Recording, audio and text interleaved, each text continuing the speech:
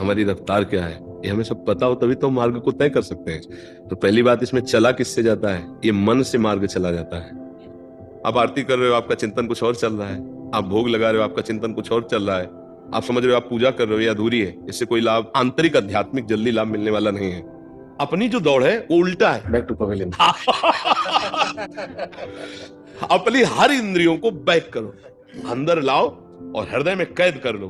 पूरे जीवन की तुम्हें सार बात बता रहे हैं, बस इसको पकड़ लो। ना पैसा लगता है, ना कोई जान पाएगा, और ऐसी उन्नति होगी भाई, पक्का। और ये करना कठिन है और सब कुछ कर सकते हो। हर्ष जी राजस्थान से। श्री हरिवंश महाराज जी। महाराज जी, भक्ति किस प्रकार दिन दूनी रात चौगुनी बढ़ाई जा सकती है?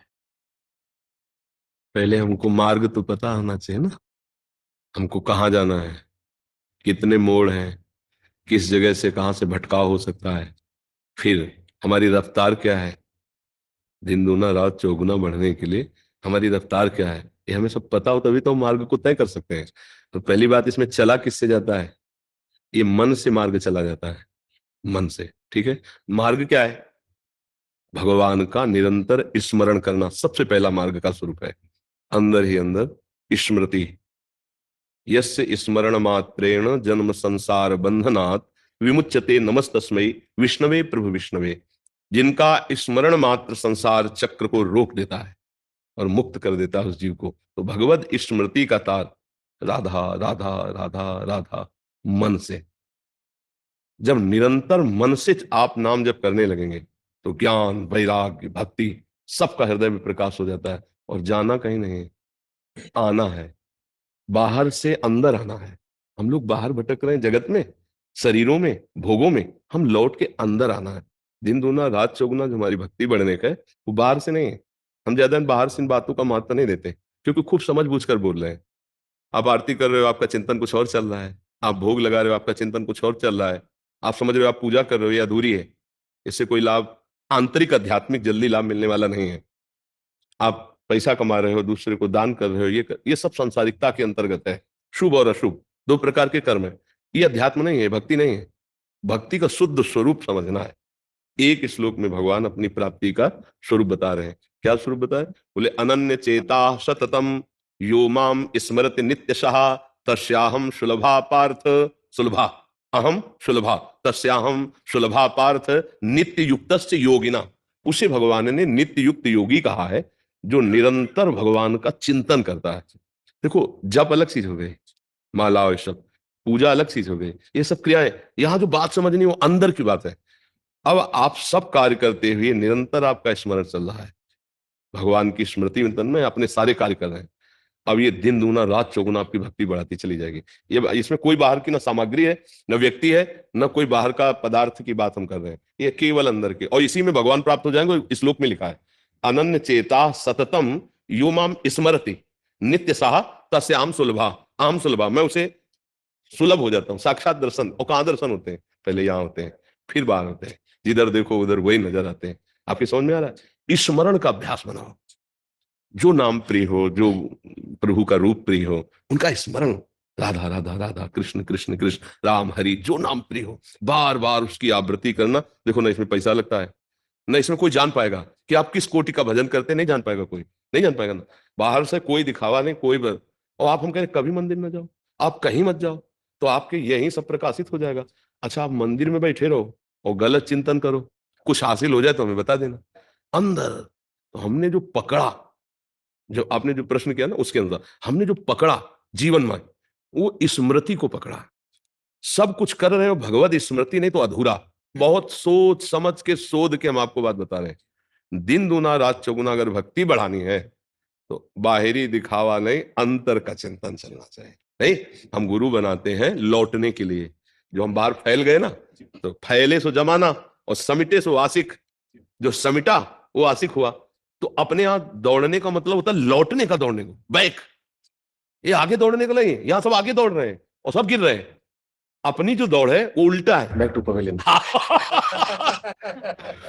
अपनी हर इंद्रियों को बैक करो, अंदर लाओ और हृदय में कैद कर लो।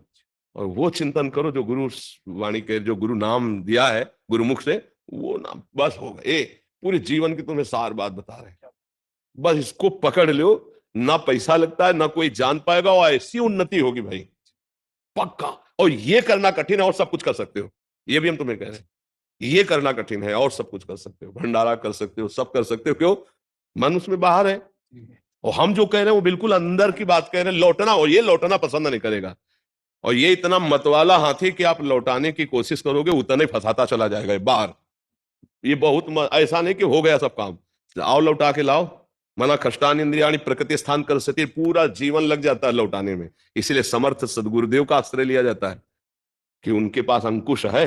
इस मन रूपी हाथी पे मारा और उसको घुटने पे ला के बैठा दिया, और चल अब इस पे बैठ के। अभी मन हम पे चढ़ के चल रहा है, और अंदर की तरफ आने पर हम मन के ऊपर चढ़ के चलते हैं। इतना अंतर है। तो इसीलिए जब आपने पूछा दिन दूना रात चौगुना, तो ये है क्षेत्र। दिन दूना रात चौगुना आपकी भक्ति बढ़ेगी। प्रभु, मन में श्री हित हरिवंश, श्री राधा वल्लभ चलता रह रहा है, और सब आप ही के आशीर्वाद से चल रहा है। और आप कभी कहना नहीं, जो चल रहा है उसको कभी कहना नहीं, जो चलाना है उसको भले पूछ ले। अपनी जो स्थिति कभी व्यक्त ना करे कि मेरे तो ऐसा, वो यहाँ ठीक है एक बार कह दिया, अब कभी मत कहना। आगे जो आपको परेशानी हो वो प्रश्न कर सकते हैं कि उसके चलाने में हमको क्या परेशानी हो सकती है, उसकी सुरक्षा हमारी क्या हो सकती है। उन बातों में हम चर्चा करते हैं, जो है उसको हम छुपाते हैं। परमार्थ का जो चतुर होता है वो हाँ, अपनी संपत्ति को छुपा के हमारी संपत्ति बढ़े कैसे, हमको बताना है कि हम कैसे और आगे हाँ। तो आप कितने धन वाले हैं, जैसे हम बात करें ना, आप कितने धन वाले हैं, तो चतुर जो धनी होगा तो कहेगा जी हम तो किसी तरह काम चलाते हैं अपना, नहीं कहेगा। हमने गांव में देखा, जैसे धनी नहीं ना, पान खरीदना 50 पैसे कुछ समय मिलता था, तो 500 का नोट निकालने की कोशिश करेगा गलती से। और जो धनी होगा ना, वो जानता है इधर बड़े नोट, छोटे वाले में देखेगा कि 10 का मिल जाएगा तो काम चल जाए। ऐसे हमको काम चलाना है कि हमको ये दिखाना है कि वास्तविक हम संसारी आदमी हैं, हमें कोई खास बात नहीं है, और अपने को दिन दूना रात चौगुना बढ़ना है। अगर आपने दिखाया कि हम धनी हैं तो चुंगी लगना शुरू हो जाएगी, फिर टैक्स देना पड़ेगा। माया फिर टैक्स नहीं, सरकारी टैक्स लगता है ना, तो भागवतिक टैक्स भी है। काम क्रोध लोभ मोह मद मत्सर खड़े हो जाएंगे। आप हम पर विजय प्राप्त करके दिखाओ तो हम माने तुम बड़े हो। कुछ नहीं है। देखो कभी हमने नहीं देखा कि साइकिल की टैक्स लगाओ, मतलब साइकिल निकल जाएगी वहां, लेकिन कार तुम जाओ खड़े हो जाओ, ले हर टैक्स। तो इसीलिए चैतन्य महाप्रभु ने कहा तृणादपि सुनीचे न, कैसे निकलोगे इस संसार से? बोले तृण से भी अपने को नीचा मानकर। कोई चुंगी नहीं लगेगी, कोई परीक्षा नहीं होगी, कोई टैक्स नहीं होगा। परीक्षा किसकी होती है? तुम कितने तपस्वी हो, कितने जितेंद्रिय हो, फिर देना मुश्किल हो जाएगा। क्योंकि माया इतनी प्रबल, शिव विरंचिका मोहई को है बपुरा न सजिए जान भजी मायापति भगवान। छोटे बन जाओ, छुप जाओ, अपने को ऐसा दिखाओ कि जैसे हम लोग थोड़ी भक्ति होने लगती है ना, तो 4 लोगों के बीच में हमने साबित करना चाहते हैं कि हमें अध्यात्म का ज्ञान है, भक्ति, फिर वो गड़बड़ हो जाएगा। 4 लोगों के बीच में साबित करना है कि हम आप जैसे ही हैं, और अपने को बचा लेना है, अपने को आगे बढ़ा लेना। हाँ, जड़ भरत